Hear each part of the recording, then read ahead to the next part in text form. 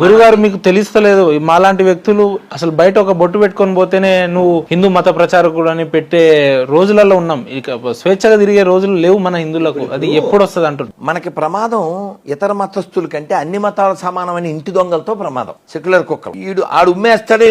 భారతదేశం అంటేనే secular country అంటారు కదా. సెక్యులరిజం నపుంసకుల నినాదము. వాళ్ళకి సెక్యులరిజం నిరూపించండి చూద్దాం. 10 lakhs ఇస్తా. కాదంటారా హిందూ ముస్లిం బాయ్ బాయ్ అంటారు. లేదంటే నిరూపించు.